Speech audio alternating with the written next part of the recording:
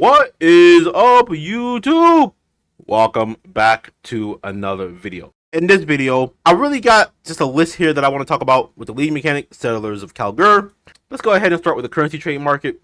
I think the currency trade market is absolutely what we need in Path of Exile. As a whole, when I talk to people, they always say that trading is probably the worst experience when it comes down to PoE, which is true. It's honestly true. Trading is terrible. Having to buy stuff little by little is terrible. Having to exchange your chaos orbs, it's terrible. There's so many times where I have like 10,000 chaos orbs, but I don't want to go exchange it. It's just a big hassle for me to go to the trade market. So now in this case, now that we have a currency trade market and we just give it to one of our NPCs in the Settlers of Kalguur, it's going to feel a ton better. I want to talk about melee buffs. I'm not really a big melee player or any of that. Just personal preference. I'd rather play from range or play a totem build. I'm a huge totem player. It was some really good changes. It got massively buffed. It will be a melee league.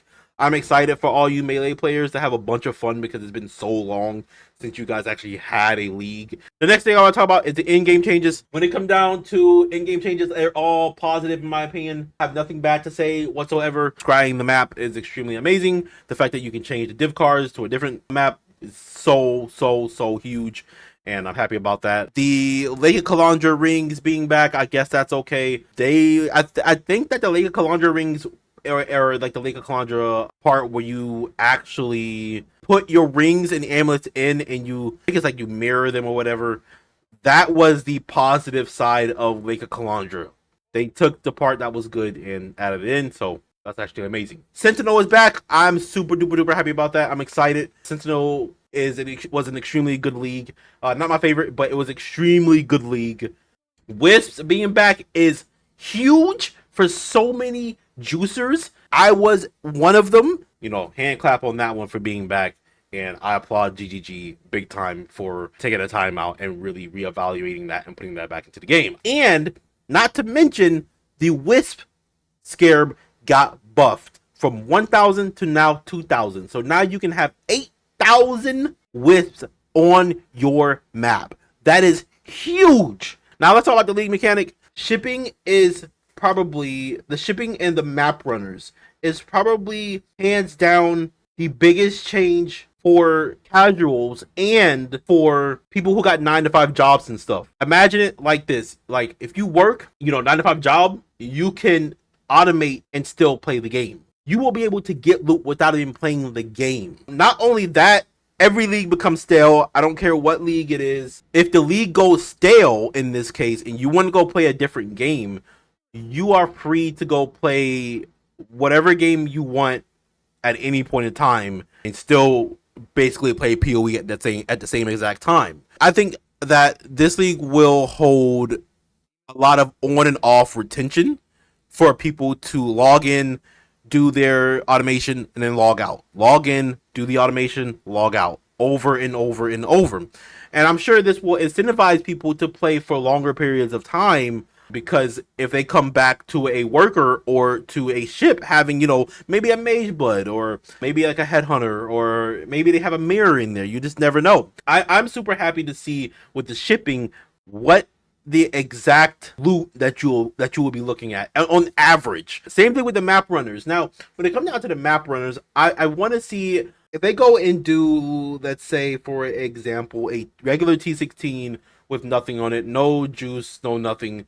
What will be the average loot that they bring back? Will it look exactly how the loot will be getting if we run a general T16 map, or will they bring back less, or will they bring back more? I mean, it's very unlikely that they will bring back more, but will they bring back less than what we generally will make from a general T16 that has nothing on it? No rare, no blue, no none of that. Just a regular white throw in, go. So yeah, I'm excited about that. I don't really think I'm going to risk my mercenaries and my runners too much. What I may end up doing is getting the maps that I don't want to run, maybe like stuff like Cell, Bramble Valley, Haunted Mansion, the stuff that doesn't have good stuff on it, the things that's not like Cemetery or Crimson Temple or Defiled Cathedral. Actually, a buddy of mine actually was talking to me about the map count of apothecaries. If you had your map runners run Defiled Cathedral, and let's say for average you get a mage blood or you get an apothecary within like 50 maps, right?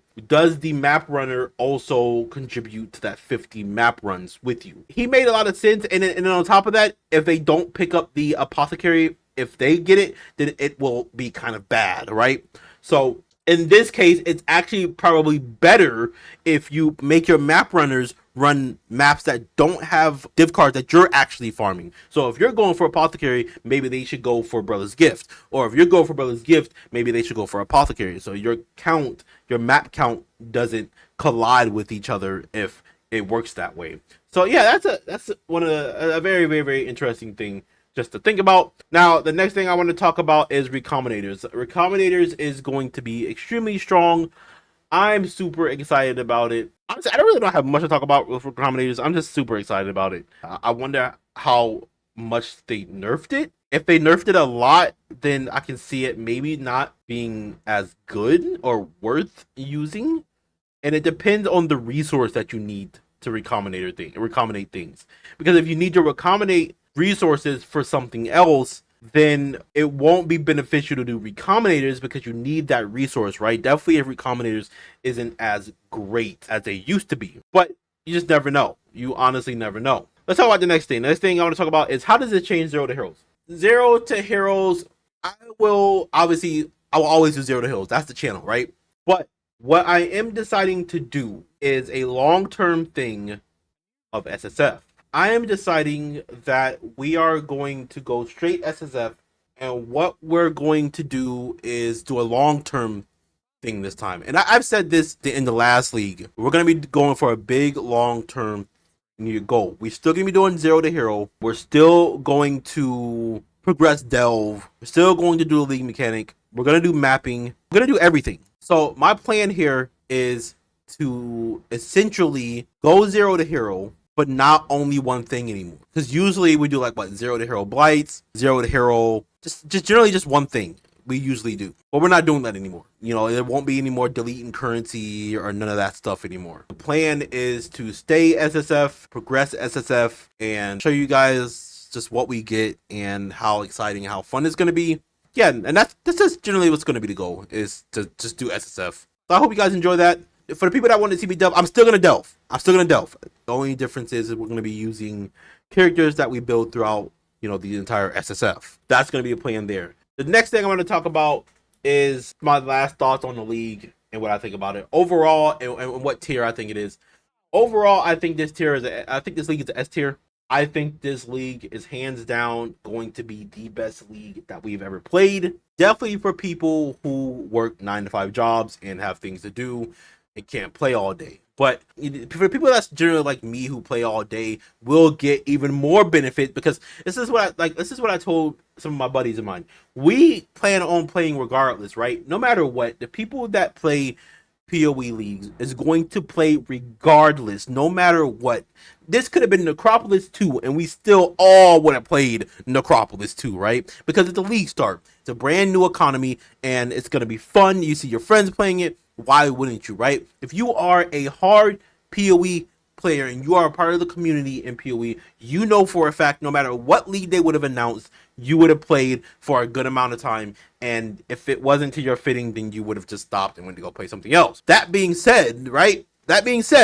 We are going to get more benefits than ever this league. We are going to automate all of our characters and go run juice maps and get double the loot. Now, in this case, which is kind of crazy, we can just leave, log off, go to sleep, wake up, and get more loot. So essentially, we can play for 12 hours, and we're like, dang, I gotta go to bed. You know, I'm tired, but I want to grind for 24 hours. Well, guess what? You can. They made it so you can. So you can grind 12 to 15 to 16 hours or whatever, and then be like, I'm going to bed. And you won't feel bad about going to bed because, you know, you're going to be behind the pack with the market, or however. You'll still get, you know, some divines. If, you know, you get lucky, you get some chaos orbs. Your map runners will bring you back some things. So this is going to be an extremely fun league overall. I rated S tier. You guys tell me down in the comment section what you guys actually think about Settlers of Kalguur. Tell me each content that you are excited for. I will comment back and I will talk to you. We'll have a discussion about Settlers of Kalguur. And yeah, hope you guys enjoyed the video. Hit that like, hit the subscribe button. I am excited to be back, guys. Subscribe, and yeah, catch you guys in the next video.